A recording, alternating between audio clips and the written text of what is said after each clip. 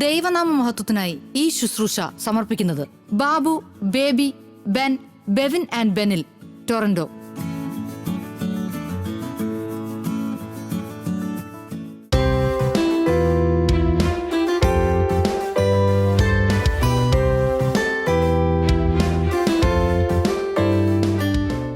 ത്രിയേക ദൈവത്തിൻ്റെ തിരുനാമത്തിന് മഹത്വം ഉണ്ടാകട്ടെ. പ്രാർത്ഥനയോടെ നമ്മുടെ ശുശ്രൂഷ ആരംഭിക്കാം. സ്നേഹിതയായ ഞങ്ങളുടെ സ്വർഗ്ഗസ്ഥപിതാവാം ദൈവമേ, ഈ സമയത്തിനായിട്ട് ഞങ്ങൾ അങ്ങനെ സ്തുതിക്കുന്നു, സ്തോത്രം ചെയ്യുന്നു. ലോകത്തിന് വിവിധ രാജ്യങ്ങളിൽ നിന്ന് അടിയങ്ങൾ അവിടുത്തെ പാദപീഠത്തിലേക്ക് കടന്നു വന്നിരിക്കുന്നു. ഞങ്ങളുടെ സങ്കടയാതനകൾക്ക് മറുപടി നൽകുവാൻ തക്കവണ്ണം അവിടുന്ന് പ്രസാദിക്കണമേ. COVID-19 ഒരു പ്രതിവിധി കണ്ടുപിടിപ്പാൻ സഹായിക്കണമേ, പ്രതിരോധം കണ്ടുപിടിപ്പാൻ സഹായിക്കണമേ. അതുനിമിത്തം വലയുന്ന ലക്ഷങ്ങൾക്ക് ആശ്വാസവും സമാധാനവും പ്രത്യാശയുമായി യഹോവയാം ദൈവമേ അവിടുന്ന് കടന്നു ഞങ്ങളെ അനുഗ്രഹിക്കണമെന്ന് പ്രാർത്ഥിക്കുന്നു. യേശുവെ, അവിടുത്തെ സാന്ത്വനവും സമാധാനവും സൗഖ്യവും നൽകി ജനത്തെ വിടുവിക്കണമേ.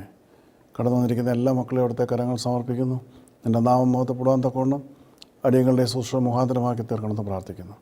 അങ്ങയിലെ കൊണ്ട് ശുശ്രൂഷ സഹായിക്കാൻ അനുഗ്രഹിക്കുകയും ചെയ്യണമെന്ന് യേശുനാഥത്തിൽ അപേക്ഷിക്കുന്നു. കൃപയുടെ കേൾക്കുമാറാണമേ. ആമേൻ. ത്രിയേക ദൈവത്തിൻ്റെ തിരുനാമത്തിന് മഹത്വം ഉണ്ടാകട്ടെ. കർത്താവിൽ പ്രിയ സഹോദരങ്ങളെ,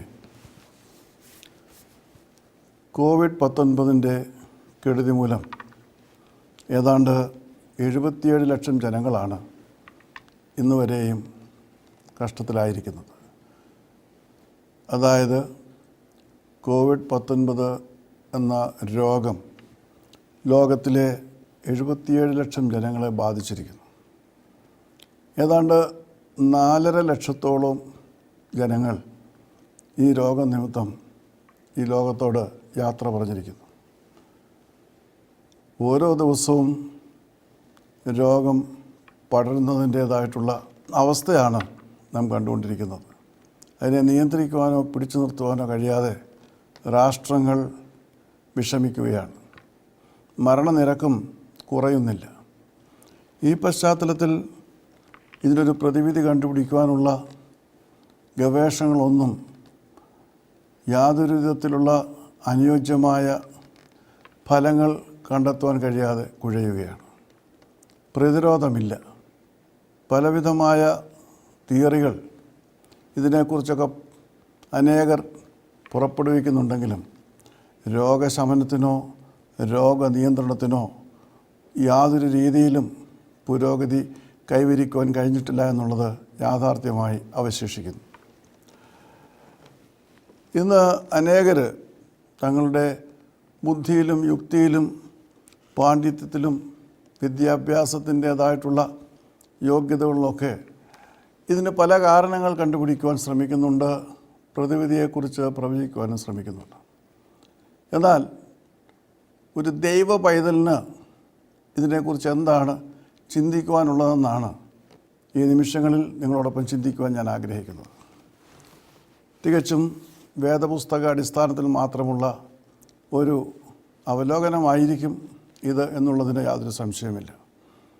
അതുകൊണ്ട് തന്നെ പലരും ഇത് അംഗീകരിക്കണമെന്ന് എനിക്ക് നിർബന്ധവുമില്ല. എന്നാൽ ഒരു ദൈവ പൈതലിൻ്റെ ജീവിതത്തിൽ അവന് ജീവിതാധാരമായി, വഴികാട്ടിയായി, മാർഗരേഖയായി, മാർഗദീപമായി ദൈവം നൽകിയിരിക്കുന്ന ദൈവത്തിൻ്റെ തിരുവചനത്തിൽ നിന്നുകൊണ്ട് എങ്ങനെയാണ് ഈ വലിയ വിപത്തിനെ, ഈ മഹാമാരിയെ കാണേണ്ടതെന്നും അതിന് പ്രതിവിധി എങ്ങനെയാണ് തേടേണ്ടതെന്നും മനസ്സിലാക്കിയിരിക്കേണ്ടത് ദൈവജനത്തിൻ്റേതായിട്ടുള്ള ആവശ്യമാണ്. നാം തിരുവചനം പഠിക്കുമ്പോൾ പ്രത്യേകിച്ച് പഴയ നിയമത്തിൽ 3 തരത്തിലാണ് ദൈവം തൻ്റെ കൽപ്പനകളെ ലംഘിച്ച് തങ്ങളുടേതായിട്ടുള്ള ഇഷ്ടത്തിൽ ദൈവത്തെ മറന്ന് അധർമ്മത്തിലും പാപത്തിലും ദുഷ്ടതയിലും ജീവിക്കുന്ന ജനങ്ങളെ ശിക്ഷിച്ചിട്ടുള്ളത്. 1, വാളെന്ന് പറയുമ്പോൾ യുദ്ധമാണ്. യുദ്ധം കൊണ്ട് ശിക്ഷിക്കും. 2, ഫാമിൻ, ക്ഷാമം കൊണ്ട് ശിക്ഷിക്കും. 3, പകർച്ചവ്യാധി കൊണ്ട് ശിക്ഷിക്കും. അപ്പോൾ ഈ 3 ശിക്ഷകളാണ് തിരുവചനത്തിൽ ദൈവം തൻ്റെ ജനത്തിന്മേൽ അയക്കുന്ന ശിക്ഷകളെന്ന് അനേക സംഭവങ്ങളിലൂടെ നമുക്ക് മനസ്സിലാക്കുവാൻ കഴിയും.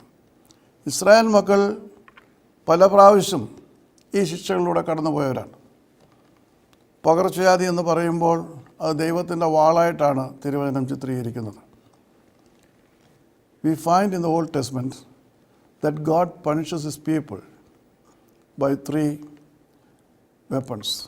One is famine, one is sword, and the third one is pestilence.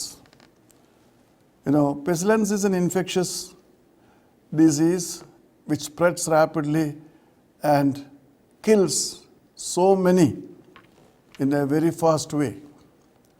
ഈ പകർച്ചവ്യാധി എന്ന് പറയുന്നത് അതിവേഗം പടർന്നു പിടിക്കുന്ന ഒരു രോഗമാണ്. ഏത് രോഗമായാലും ശരി, അതിനെ ഏത് രീതിയിലും നമുക്ക് ക്ലാസിഫൈ ചെയ്യാൻ കഴിയും. പക്ഷേങ്കിൽ അതിൻ്റെ പ്രത്യേകത എന്ന് പറയുന്നത് അതിന് ചികിത്സ ഇല്ലാതെ, പ്രതിവിധി ഇല്ലാതെ അതിവേഗം പടർന്നു പിടിച്ച് അനേകരെ പെട്ടെന്ന് കൊന്നൊടുക്കുന്ന രോഗമാണ് ഈ പകർച്ചവ്യാധി എന്ന് പറയുന്നത്.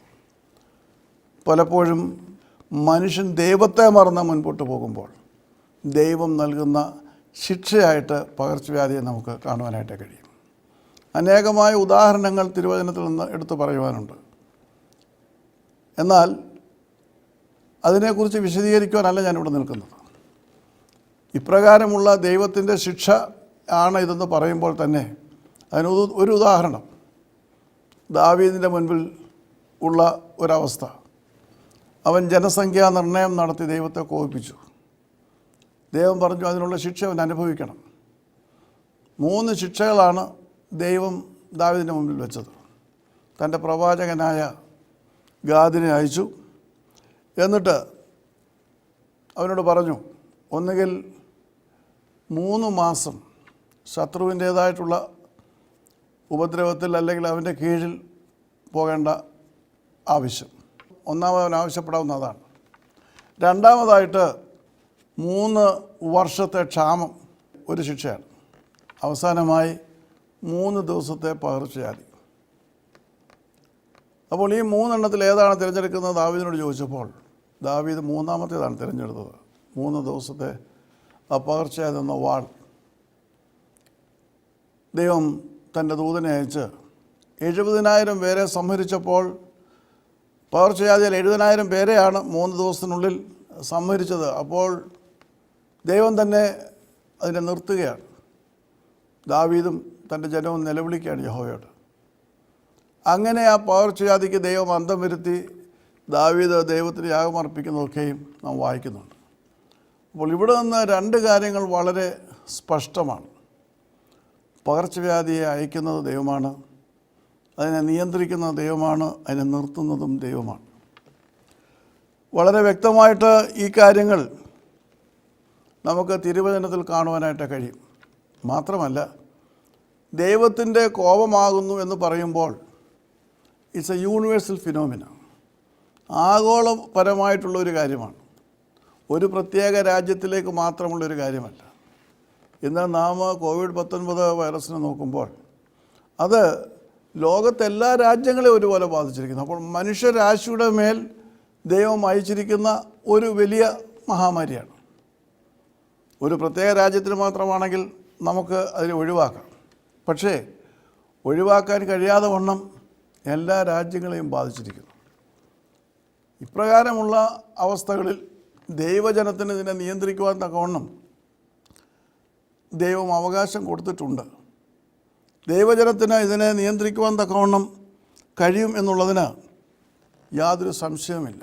പക്ഷേ ദൈവം കൽപ്പിച്ചിരിക്കുന്ന പ്രമാണങ്ങൾ, ദൈവം അതിനായിട്ട് തിരുവചനത്തിൽ നൽകിയിരിക്കുന്ന പ്രതിവിധികൾ അക്ഷരാർത്ഥത്തിൽ ദൈവജനം പാലിക്കേണ്ടിയിരിക്കുന്നു. അപ്രകാരം ഒരു അവസ്ഥയിലേക്ക് ദൈവജനം വളരേണ്ടിയിരിക്കുന്നു.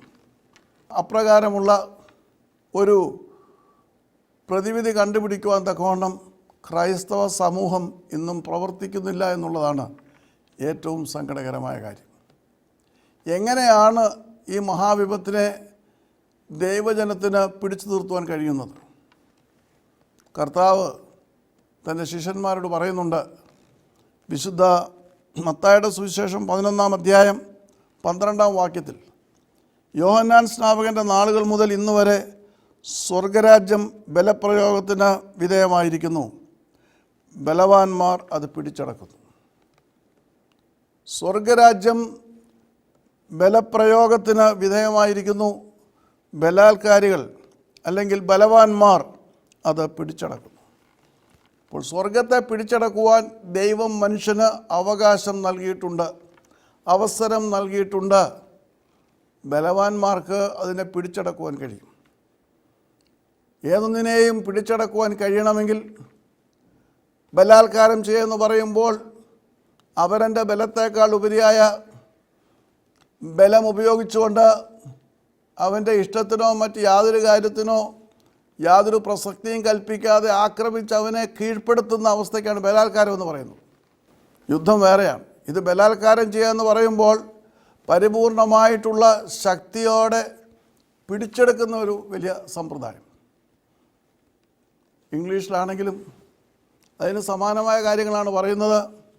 From the days of John the Baptist until now, the kingdom of heaven has suffered violence, and the violent take it by force.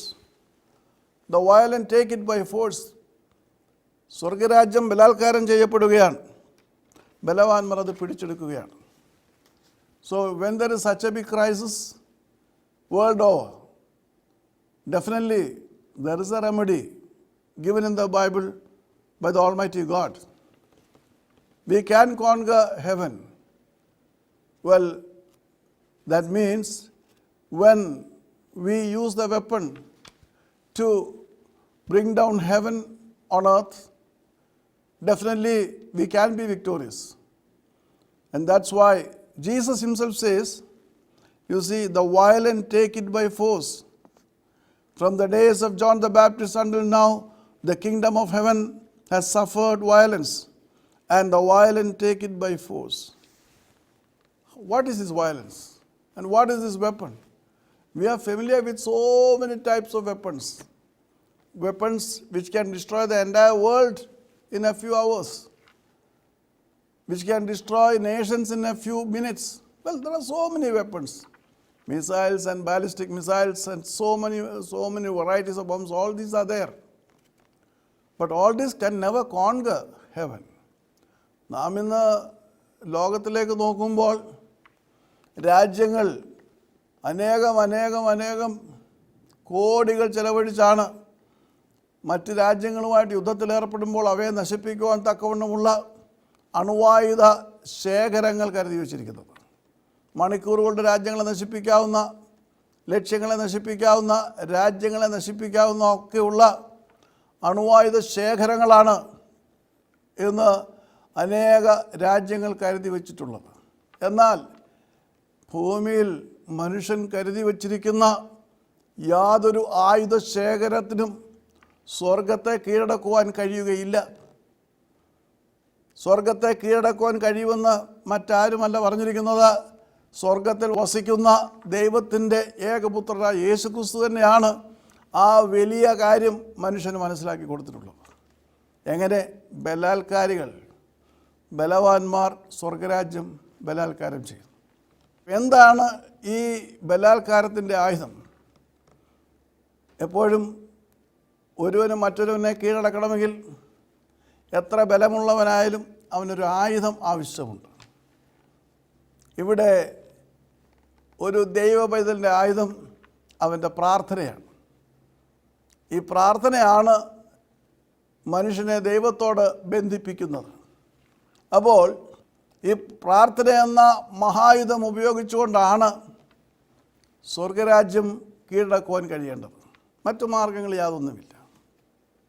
കർത്താവ് തൻ്റെ ഇഹലോക ജീവിതത്തിൽ പ്രാർത്ഥനയുടെ മാഹാത്മ്യം എത്രമാത്രമാണെന്ന് തൻ്റേതായിട്ടുള്ള പൈതൽ പ്രായം മുതൽ കുരിശിൽ കിടക്കുന്ന അന്ത്യനിമിഷം വരെയും നമുക്ക് കാണിച്ചു തന്നിട്ടുണ്ട്. താൻ എപ്രകാരമാണ് പ്രാർത്ഥിച്ചതെന്നുള്ള വലിയ മാതൃക അദ്ദേഹത്തിൻ്റെ ജീവിതത്തിൽ നിന്ന് നമുക്ക് പഠിക്കുവാൻ കഴിയുന്നുണ്ട്. നന്നാ വെളുപ്പിനെ എഴുന്നേറ്റ് വിജനപ്രദേശത്ത് ഏകനായി പോയിരുന്ന് പ്രാർത്ഥിക്കുന്ന അവസ്ഥ, തനിച്ച് മലയിൽ പോയിരുന്ന് പ്രാർത്ഥിക്കുന്ന അവസ്ഥ, അത്ഭുതങ്ങൾക്ക് മുൻപ് പ്രാർത്ഥിക്കുന്ന അവസ്ഥ, ക്രൂശിൽ കിടന്നുകൊണ്ട് പ്രാർത്ഥിക്കുന്ന അവസ്ഥ, അതേ കഷ്ടാനുഭവത്തിൻ്റേതായിട്ടുള്ള പ്രാരംഭത്തിൽ ആ രാത്രിയിൽ പിറ്റേ ദിവസം ക്രൂശ് മരണം നടക്കാൻ പോവുകയാണ്. അത് മനസ്സിലാക്കിക്കൊണ്ട് ഗെത്സമനയിലുള്ള അദ്ദേഹത്തിൻ്റെ പ്രാർത്ഥന, അങ്ങനെ യേശുവിൻ്റെ പ്രാർത്ഥനയെക്കുറിച്ച് നമുക്ക് വ്യക്തമായി പഠിക്കുവാനും പ്രാർത്ഥന കൊണ്ട് എന്തെല്ലാം കീഴടക്കുവാൻ കഴിയുമെന്ന് മനസ്സിലാക്കുവാനും നമുക്ക് കഴിയുന്നുണ്ട്. അപ്പോൾ ഇവിടെ ബലാത്കാരികൾ സ്വർഗരാജ്യം അത് കീഴടക്കുന്നു എന്ന് പറയുമ്പോൾ, ബലവാന്മാർ അതിനെ ബലപ്രയോഗം ചെയ്യുന്നു എന്ന് പറയുമ്പോൾ നമുക്ക് ഉപയോഗിക്കുവാനുള്ള ആയുധം പ്രാർത്ഥനയാണ്.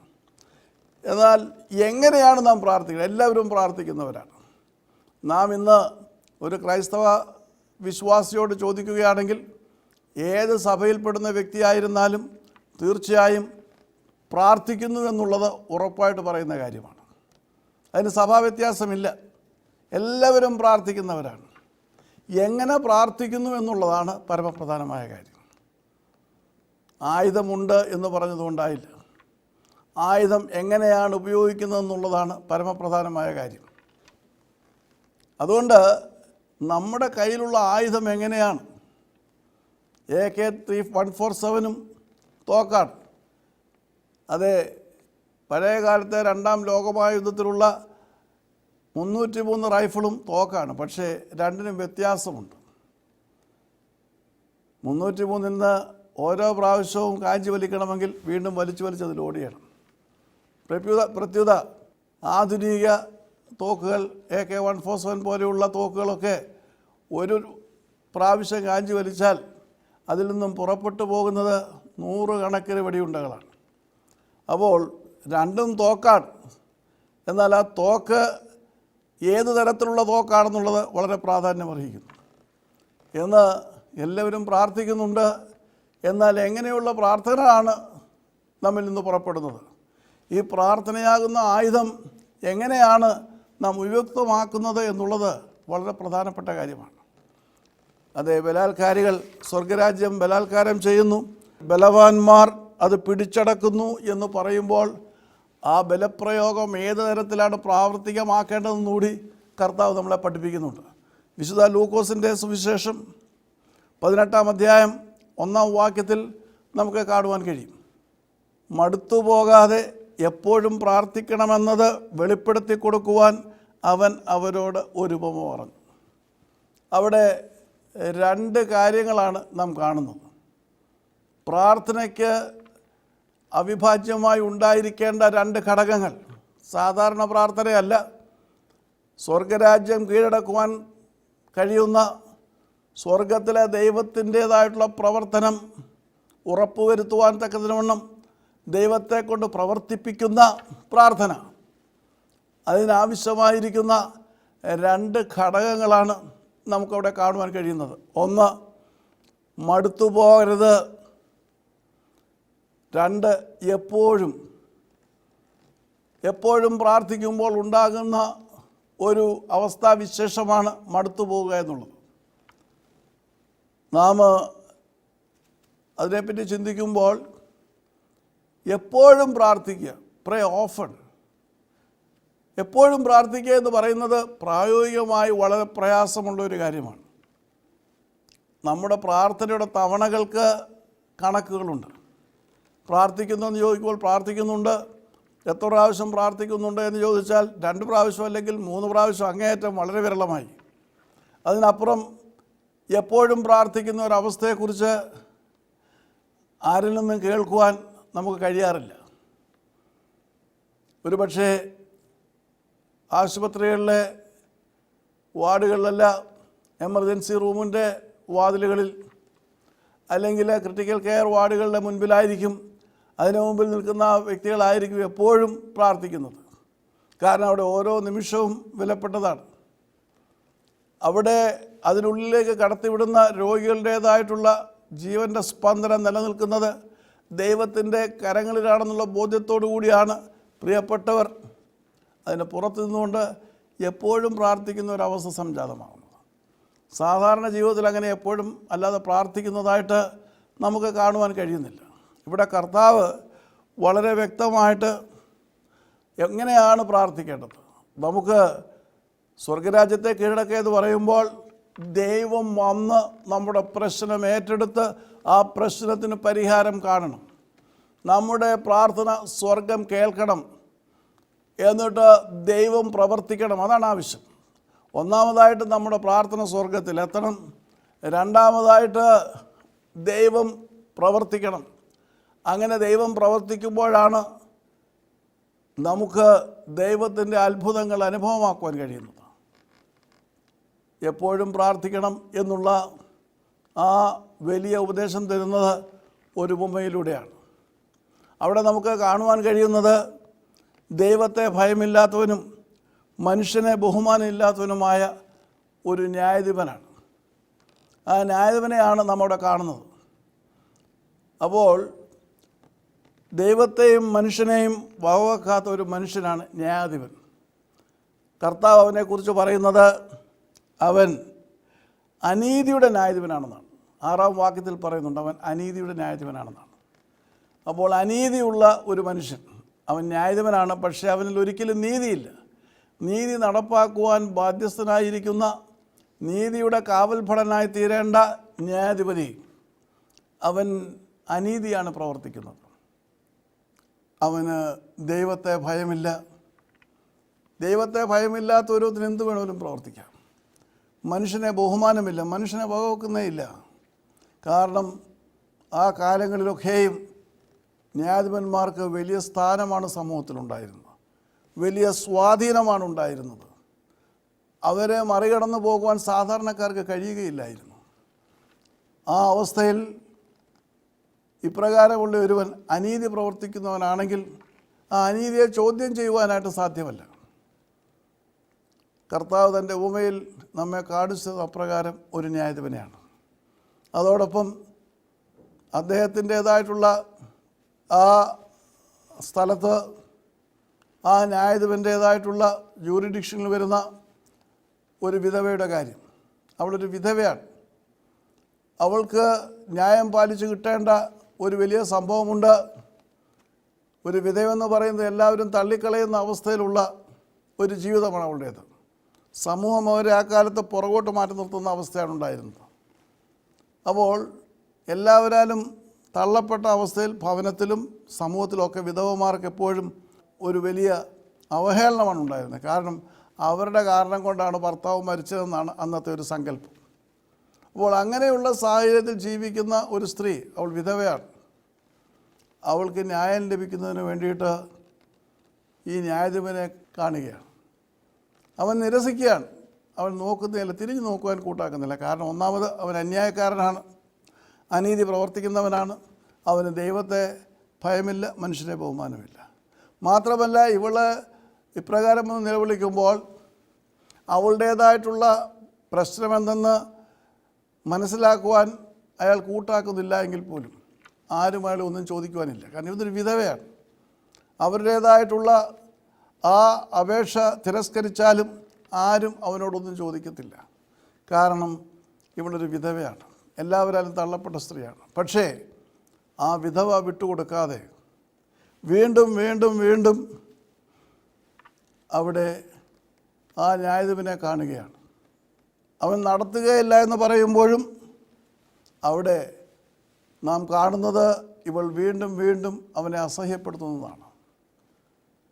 ഒരു ജഡ്ജിക്ക് ഒരുപാട് അധികാരദണ്ഡങ്ങളുണ്ട്, അധികാരത്തിൻ്റേതായിട്ടുള്ള ഒരുപാട് കാര്യങ്ങൾ ചെയ്യുവാൻ കഴിയും. പക്ഷേ അവൾ അതിനെയൊന്നും വകവെക്കുന്നില്ല.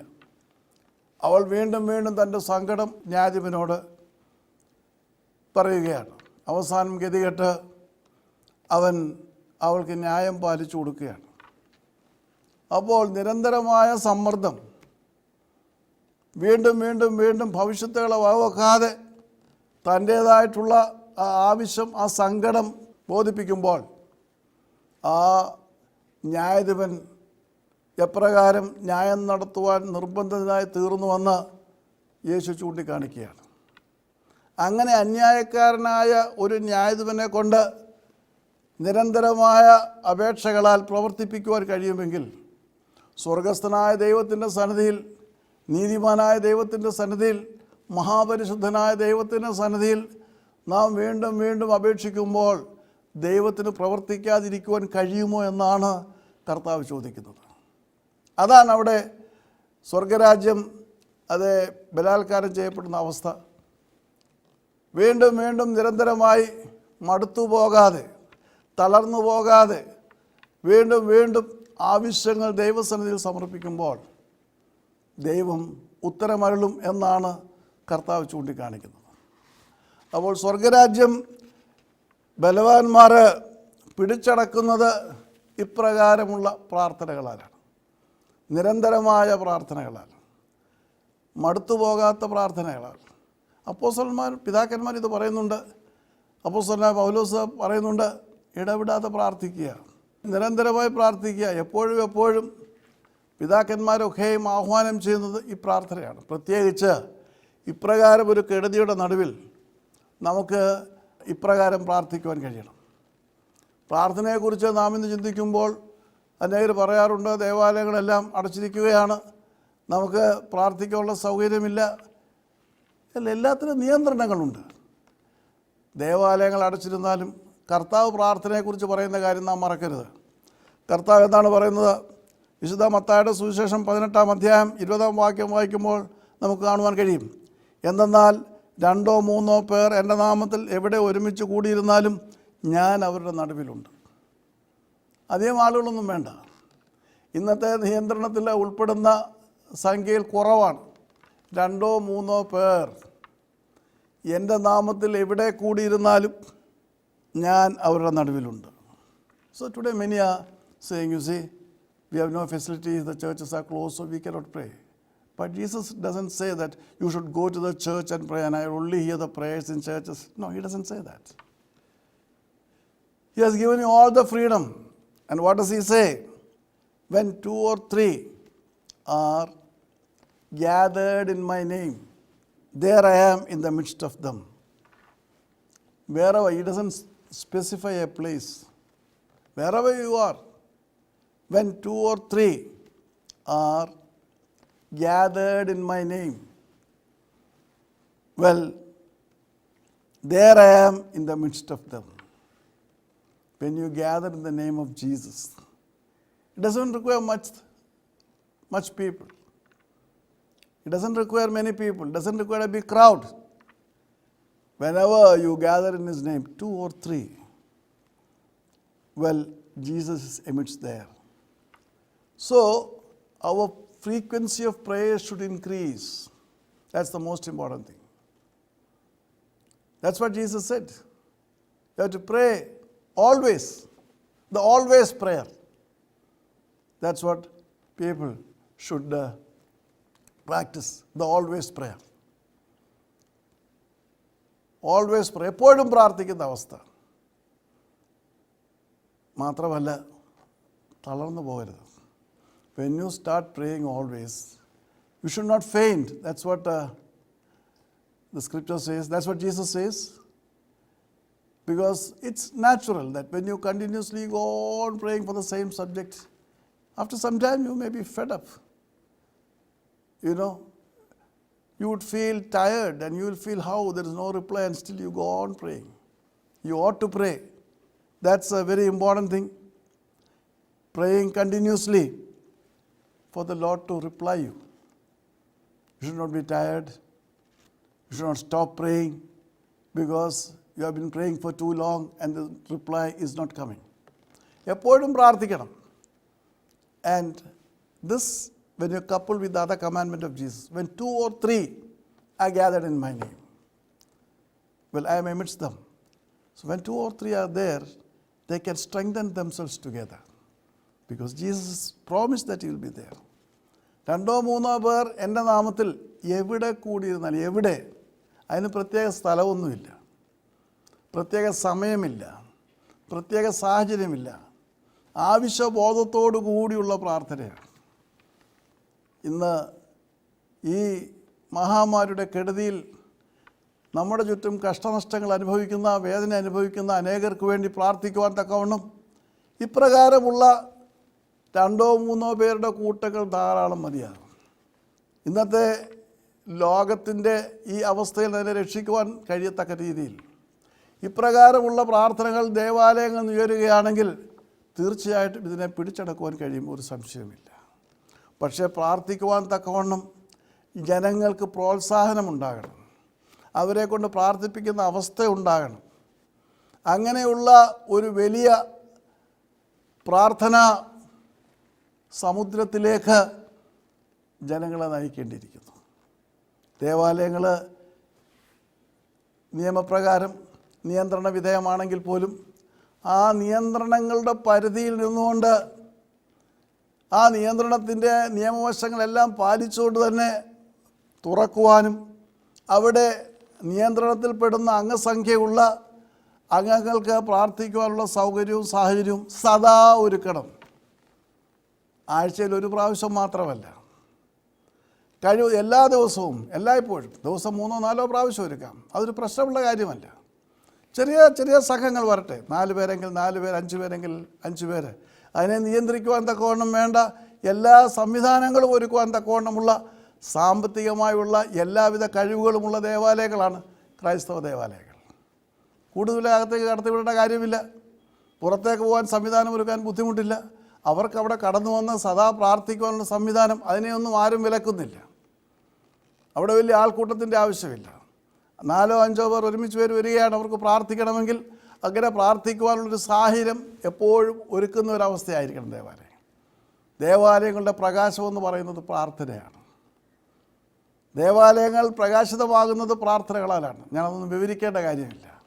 അതുകൊണ്ട് അങ്ങനെയുള്ള പ്രാർത്ഥനകൾ സ്വർഗത്തിലേക്ക് ഉയരുമ്പോൾ, ഭവനങ്ങളിൽ നിന്ന് ഉയരുമ്പോൾ, അത് ഇപ്രകാരം ഉള്ള ചെറിയ ചെറിയ ഗ്രൂപ്പുകളിൽ നിന്ന് ഉയരുമ്പോൾ, ദേവാലയങ്ങളിൽ നിന്ന് ഉയരുമ്പോൾ തീർച്ചയായും ഈ കെടുതിക്ക് ഒരു വലിയ മറുപടി ഉണ്ടാകും. ദൈവം അത്ഭുതകരമായി ഇടപെടും. പക്ഷേ പ്രശ്നമെന്ന് പറഞ്ഞാൽ ഇന്ന് നാം നോക്കുമ്പോൾ ഇങ്ങനെ ഒരു പ്രാർത്ഥന നടക്കുന്നില്ല.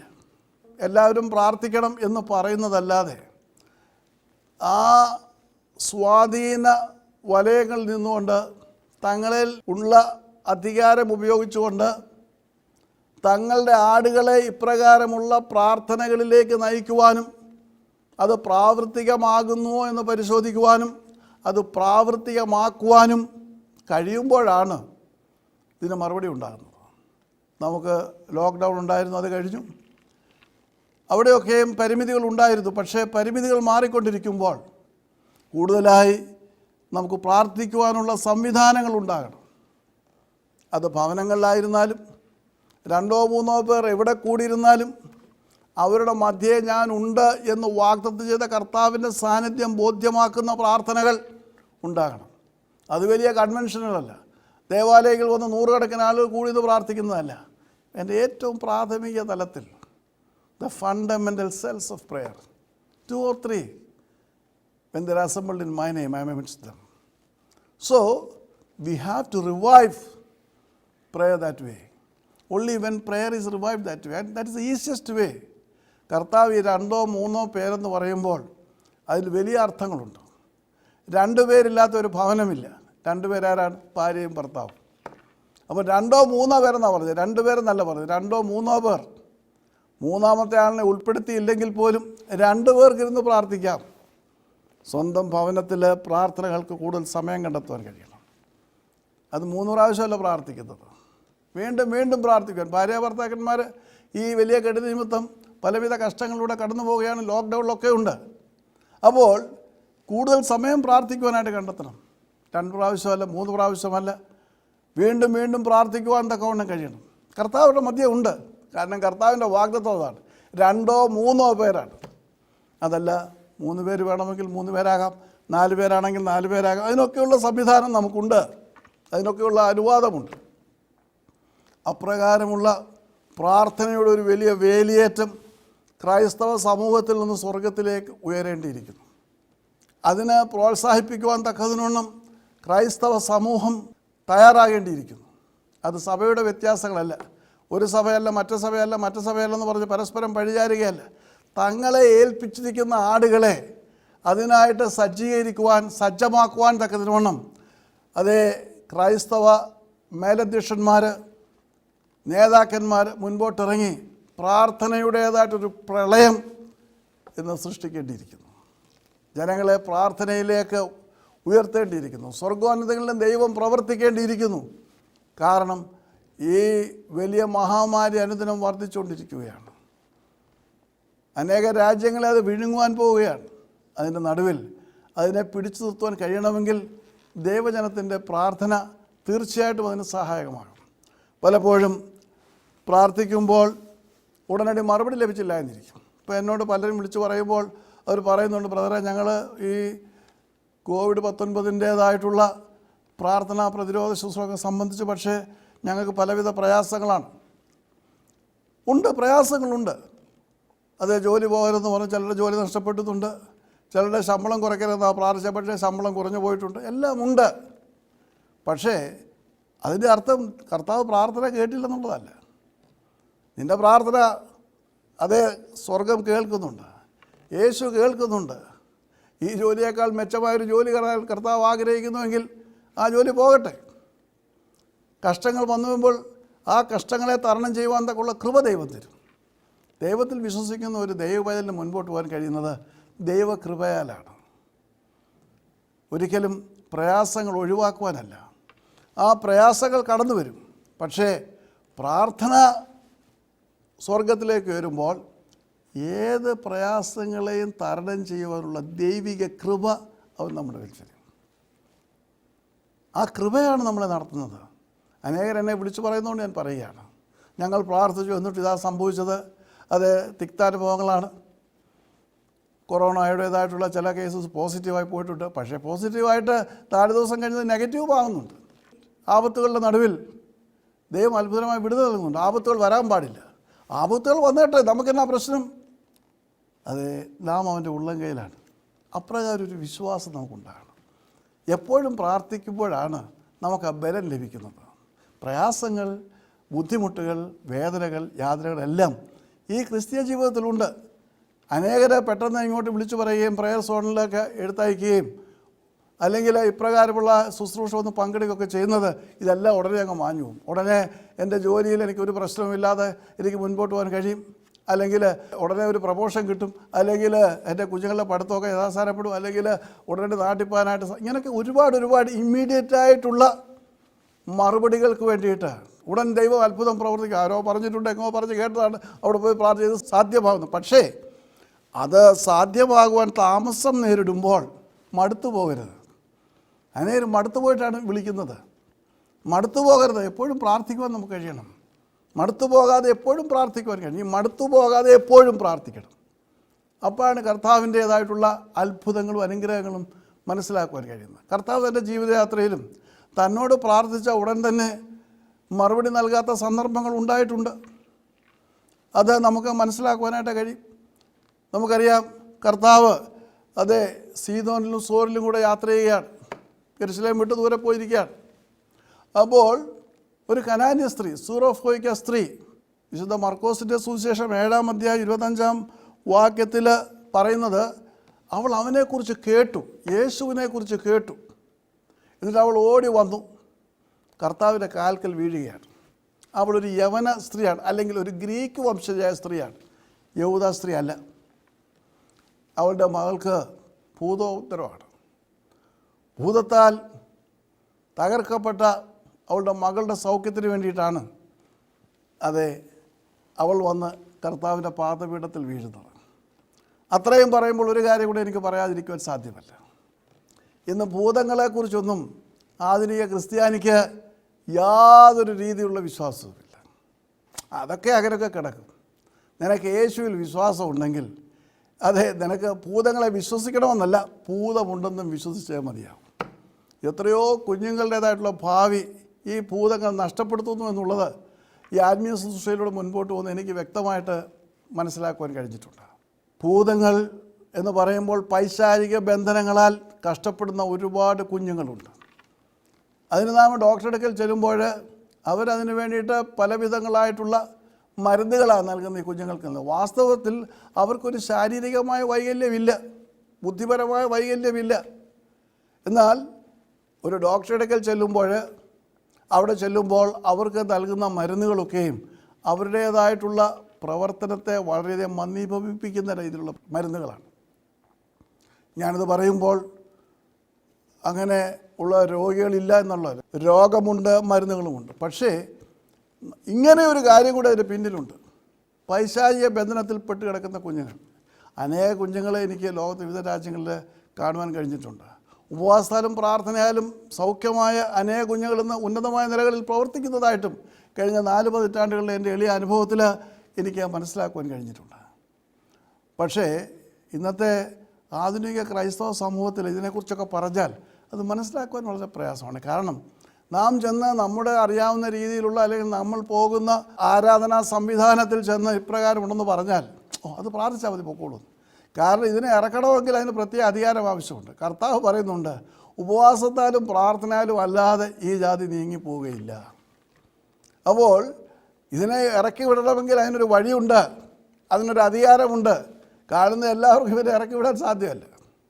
ഉപവാസത്താലും പ്രാർത്ഥനയാലും അല്ലാതെ അത് മാറുകയില്ല. ഞാൻ അത്രമാത്രം പറഞ്ഞത് കുഞ്ഞിൻ്റെ ഭൂതോപദ്രവത്തെക്കുറിച്ച് കർത്താവിൻ്റെ അടുക്കൽ വന്ന സ്ത്രീയുടെ അവസ്ഥയെക്കുറിച്ച് മനസ്സിലാക്കുവാനാണ്. കാരണം കുഞ്ഞുങ്ങളെ ഭൂതം ബാധിക്കും, വലിയവരെയും ബാധിക്കും, ഒരു സംശയവുമില്ല. പക്ഷേ ഇന്നത്തെ ക്രൈസ്തവ സമൂഹത്തിന് അതിനെക്കുറിച്ചൊരു തിരിച്ചറിവില്ല എന്നുള്ളത് കാണിക്കുവാനാണ്. മുൻപോട്ട് പോകട്ടെ. അവൾ നിലവിളിക്കുകയാണ്, കർത്താവിൻ്റെ പാദമെടുത്ത് വീണ് കിടന്ന് കരയുകയാണ്. വിശുദ്ധ മത്തായിയുടെ സുവിശേഷം 15-ാം അധ്യായവും വിശുദ്ധ മർക്കോസിൻ്റെ സുവിശേഷം 7-ാം അധ്യായം ചേർത്ത് വായിക്കുമ്പോൾ നമുക്ക് മനസ്സിലാക്കാൻ കഴിയുന്ന ഒരു കാര്യം, കർത്താവ് ശിഷ്യന്മാരെ നടന്നു പോകുന്ന അവസ്ഥയിലാണ് ഇവളൊന്ന് വീണ് കരഞ്ഞ് പ്രാർത്ഥിക്കുന്നത്. എന്നാൽ കർത്താവ് അത് പരിഗണിക്കാതെ തൻ്റെ മുൻപിൽ വീണ് കരയുന്ന സ്ത്രീയുടെ സങ്കടം കാണാതെ കർത്താവ് അങ്ങ് മുൻപോട്ട് പോവുകയാണ്. അപ്പോൾ ശിഷ്യന്മാർ കർത്താവിനോട് പറയുകയാണ്, അവൾ നമ്മുടെ പിന്നാലെ നിലവിളിച്ചുകൊണ്ട് വരുന്ന സ്ത്രീയാണ്. നമ്മുടെ പിന്നാലെ നിലവിളിച്ചുകൊണ്ട് വരുന്ന ഈ സ്ത്രീയെ പറഞ്ഞയക്കണം, അതാണ് കാര്യം. നമ്മുടെ പിന്നാലെ ഇങ്ങനെ വന്നുകൊണ്ടിരിക്കുകയായിരുന്നു, നിലവിളിച്ചുകൊണ്ട് വരികയാണ്, അവളെ ഒന്ന് പറഞ്ഞയക്കണം. അപ്പോൾ കർത്താവ് പൊടുന്നനെ അവരോട് പറയുന്നത്, ഇസ്രായേൽ ഗൃഹത്തിലെ കാണാതായ ആടുകളുടെ അടുത്തേക്കല്ലാതെ എന്നെ അയച്ചിട്ടില്ല. കാണാതായ ആടുകളുടെ അടുത്തേക്കല്ലാതെ എന്നെ അയച്ചിട്ടില്ല എന്ന് പറഞ്ഞാൽ ഇവൾ പുറജാതിക്കാരിയാണ്. എൻ്റെ പ്രഥമവും പ്രധാനവുമായ കർത്തവ്യം ഇസ്രായേൽ നഷ്ടപ്പെട്ടുകൊണ്ടിരിക്കുന്ന എൻ്റെ ആടുകളെ വീണ്ടെടുക്കുക എന്നുള്ളതാണ്. അവളത് കേട്ട് കഴിഞ്ഞപ്പോൾ അവൾ വീണ്ടും അവനെ വണങ്ങി, കർത്താവേ എന്നെ സഹായിക്കണമേ എന്ന് അപേക്ഷിക്കുകയാണ്. ഇത് അവളുടെ മുന്നോച്ചായി പറയുന്നത്. കാരണം എനിക്കൊരു ദൗത്യമുണ്ട്, അത് യഹൂദന്മാരിൽ നിന്ന് അല്ലെങ്കിൽ ഇസ്രായേലിൽ നിന്ന് നഷ്ടപ്പെട്ടുകൊണ്ടിരിക്കുന്നവരെ വീണ്ടെടുക്കുക എന്നുള്ളതാണ്. ഇവൾ സൂറോഫോയ്ക്ക ജാതിക്കാരിയാണ്, അല്ലെങ്കിൽ കനാന്യ സ്ത്രീയാണ്, പുറജാതിക്കാരിയാണ്. അവളത് വകവെക്കുന്നില്ല. അവൾ വീണ്ടും നിലവിളിക്കുകയാണ്, കർത്താവേ എന്നെ സഹായിക്കണമേ, കർത്താവേ എന്നെ സഹായിക്കണമേ. അപ്പോൾ കർത്താവ് പറയുകയാണ്, മക്കളുടെ അപ്പം എടുത്ത് നായ്ക്കുട്ടികൾക്ക് കൊടുക്കുന്നത് ശരിയല്ല. മക്കൾക്ക് കൊടുക്കുവാനുള്ള അപ്പം ഞാൻ ഇസ്രായേലിന് നൽകുവാനുള്ള, ഇസ്രായേൽമാർക്ക് നൽകുവാനുള്ള, അവരെ വീണ്ടെടുക്കുവാനുള്ള എൻ്റെ പ്രവർത്തനം മറ്റുള്ളവർക്ക് നൽകുന്നത് അത് ശരിയല്ല. നായ്ക്കുട്ടികൾക്ക് ഒരിക്കലും മക്കളുടെ അപ്പം എടുത്ത് നൽകാറില്ല. ഏറ്റവും വ്യക്തമായി അവളുടെ സ്ഥാനം നായ്ക്കുട്ടിയുടെ സ്ഥാനം മാത്രമേ ഉള്ളൂ എന്നുള്ള അർത്ഥം വരുന്ന രീതിയിൽ ആണ് കർത്താവ് സംസാരിക്കുന്നത്. പക്ഷേ അവളോട് വിട്ടുകൊടുക്കുന്നില്ല. അവൾ പറയുകയാണ്, നായ്ക്കുട്ടികളും ഉടയവരുടെ മേശയിൽ നിന്ന് വീഴുന്ന നുറുക്കുകൾ എടുത്ത് തിന്നുകയല്ലേ. നായ്ക്കുട്ടികൾ ഭക്ഷിക്കുന്നത് ഉടയവരുടെ മേശയിൽ നിന്ന് നുറുക്കുകൾ കൊണ്ടാണ്. അപ്പോൾ നായ്ക്കുട്ടികൾക്ക് അതിനൊരു അവകാശമുണ്ട്. അപ്പോൾ എല്ലാം മക്കൾക്ക് കൊടുത്തോളൂ. പക്ഷേ മക്കൾ കൊടുത്ത അപ്പത്തിൻ്റെ അംശങ്ങൾ താഴെ വീഴുന്നത് ഭക്ഷിക്കുവാൻ നായ്ക്കുട്ടികൾക്ക് അവകാശമുണ്ട്. അപ്പോൾ കർത്താവ് പറയുകയാണ്, സ്ത്രീയെ നിൻ്റെ വിശ്വാസം വലുത്, നിൻ്റെ ഹിതം പോലെ നിനക്ക് ഭവിക്കട്ടെ. ഇത് നിരന്തരമായ പ്രാർത്ഥനയുടെ ഒരു പ്രതിഫലനമാണ്. വളരെ പ്രതീക്ഷയോടെ കർത്താവിൻ്റെ പാദപീഠത്തിൽ വന്ന് വീട് നിലവിളിക്കുന്ന ഒരു കനാന്യ സ്ത്രീ, അനേകായിരങ്ങളെ സൗഖ്യമാക്കിക്കൊണ്ട് സോർ സിയോൻ ദേശത്തേക്ക് കടന്നുപോയ കർത്താവിൻ്റെ മുമ്പിൽ വരുന്നൊരു സ്ത്രീയാണ്. കർത്താവ് ഉടനടി അവളെ സൗഖ്യമാക്കുകയല്ല, അവളുടെ ആവശ്യം നിറവേറ്റി കൊടുക്കുകയല്ല, അവളുടെ മകളുടെ സൗഖ്യത്തിന് വേണ്ടിയാണ് വന്നത്. പക്ഷേ അതിന് തടസ്സം പറയുകയാണ്. കർത്താവ് പറയുമ്പോഴും അവൾ വിട്ടുകൊടുക്കുന്നില്ല. അവൾ വീണ്ടും പ്രാർത്ഥിക്കുകയാണ്. ഇത് പ്രാർത്ഥനയാണല്ലോ. കർത്താവേ, എൻ്റെ മകൾക്ക് സൗഖ്യം നൽകണമേ. വീണ്ടും അപേക്ഷിക്കുകയാണ്. വീണ്ടും അതിന് തടസ്സമാകുന്ന രീതിയിൽ എനിക്ക് പ്രവർത്തിക്കുവാൻ കഴിയുകയില്ല എന്നുള്ള രീതിയിലാണ് കർത്താവ് സംസാരിക്കുന്നത്. പക്ഷേ അവിടെയും അവൾ വിട്ടുകൊടുക്കുന്നില്ല. വീണ്ടും അവൾ പ്രാർത്ഥിക്കുകയാണ്. അതിൻ്റെ മുൻപിൽ കർത്താവിനെ പ്രവർത്തിച്ചേ മതിയാകുകയുള്ളൂ. സ്ത്രീയെ, നിൻ്റെ വിശ്വാസം വലുത്. അതെ, ബലവാന്മാർ സ്വർഗരാജ്യം പിടിച്ചടക്കുന്നു. ഭൂതബാധിതയായ അവളുടെ കുഞ്ഞിൻ്റെ സൗഖ്യം അവളുടെ പ്രാർത്ഥനയാകുന്ന ബലപ്രയോഗം കൊണ്ട് അവൾ പിടിച്ചെടുത്തു. എൻ്റെയും നിങ്ങളുടെയും പ്രാർത്ഥനാ ജീവിതത്തിൽ മാതൃകയാണ്. പലപ്പോഴും 2 മീറ്റിങ്ങിൽ വന്ന് 3 മീറ്റിങ്ങിൽ വന്ന ശേഷം പ്രാർത്ഥിച്ചു, ഇതിന് മറുപടിയില്ല എന്ന് പറയരുത്. വീണ്ടും വീണ്ടും പ്രാർത്ഥിക്കുവാൻ കഴിയണം. മടുത്തു പോകാതെ പ്രാർത്ഥിക്കുവാൻ കഴിയണം. പൗലോസിനെ പോലെ ഞാൻ ആരെ വിശ്വസിച്ചിരിക്കുന്നു അവൻ്റെ ഉപനിധിയാണെന്നുള്ള വിശ്വാസത്തോടെ പ്രാർത്ഥിക്കുവാനായിട്ട് കഴിയണം. പക്ഷേ നമുക്കെല്ലാം പെട്ടെന്ന് ലഭിക്കണം, പെട്ടെന്ന് നടക്കണം എന്നുള്ള ആഗ്രഹമാണ്. പക്ഷേ അത് നടക്കാതെ വരുമ്പോഴാണ് നമുക്ക് നിരാശ വരുന്നത്. ഒരു കാര്യം കൂടി ചിന്തിക്കേണ്ട കാര്യമുണ്ട്. നിൻ്റെ ഇതുവരെയുള്ള ജീവിതയാത്രയിൽ എന്താണ് നീ കർത്താവിന് വേണ്ടി ഇതുപോലെ വേഗത്തിൽ പ്രവർത്തിച്ചിട്ടുള്ളത് എന്നുള്ള ഒരു ചോദ്യം ബാക്കി നിൽക്കുന്നുണ്ട്. കർത്താവിൽ നിന്ന് വേഗം എല്ലാ മറുപടികളും കിട്ടണം. ഉടനടി എല്ലാം പ്രവർത്തിക്കണം. ജോലിയിൽ ദൈവം സൂക്ഷിക്കണം. ജോലിയിൽ ദൈവം സൂക്ഷിക്കാൻ എനിക്ക് ജോലി തന്ന് നിന്നെ വളർത്തി വേണ്ടതെല്ലാം നൽകിയപ്പോൾ നീ കർത്താവിന് വേണ്ടി എത്രമാത്രം നിൻ്റെ ജോലിയിൽ നിന്ന് നീ പ്രവർത്തിച്ചിട്ടുണ്ട് ചിന്തിച്ചു നോക്കണം. നിനക്ക് ദൈവം നൽകിയ ആരോഗ്യം എത്രമാത്രം കർത്താവിന് വേണ്ടി ചിലവഴിക്കുവാൻ കഴിഞ്ഞിട്ടുണ്ട്. നിൻ്റെ കുഞ്ഞുങ്ങൾക്ക് വേണ്ടി കരയുമ്പോൾ നിൻ്റെ കുഞ്ഞുങ്ങളെ ദൈവവഴിയിൽ വളർത്തുവാൻ എത്രമാത്രം പരിശ്രമിച്ചിട്ടുണ്ട്. നീ തിരുവചനം വായിക്കുവാൻ ഒരു ദിവസം എത്ര സമയം എടുത്തിട്ടുണ്ട്. നിൻ്റെ കുഞ്ഞുങ്ങൾക്ക് അങ്ങനെ ഒരു മാതൃക കാണിക്കുവാൻ പോലും നിനക്ക് കഴിഞ്ഞിട്ടുണ്ടോ? എന്നാൽ ഇന്ന് 4 പാടും കൂരിരുട്ടേണ്ടതായിട്ടുള്ള അവസ്ഥ കടന്നു വരുമ്പോൾ, അന്ധകാരം നിറഞ്ഞു കവിയുമ്പോൾ പ്രാർത്ഥിക്കാൻ വന്നു. കർത്താവ് ഉപേക്ഷിക്കുകയില്ല. പക്ഷേ നിൻ്റെ പ്രവൃത്തി കൊണ്ടും പ്രവർത്തനം കൊണ്ടും കഴിഞ്ഞ കാലത്തിൻ്റെ പോരായ്മകളെ പരിപൂർണമായിട്ട് തുടച്ചു മാറ്റുവാൻ തക്കതിന് വേണം പ്രാർത്ഥിക്കണം. കനാന്യ സ്ത്രീക്ക് യേശുവിനെ അറിഞ്ഞുകൂടാ. അവൾ യേശുവിനെക്കുറിച്ച് ഒന്ന് കേട്ടു, അത്രമാത്രം.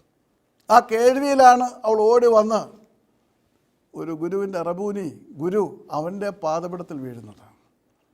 ഒരു സ്ത്രീ അന്നത്തെ കാലത്ത് ഇപ്രകാരം വന്ന് വീഴുക എന്ന് പറയുന്നത് സ്വാഭാവികമായ കാര്യമില്ല. പരസ്യമായിട്ട് അവൾ നിലവിളിക്കുകയാണ്.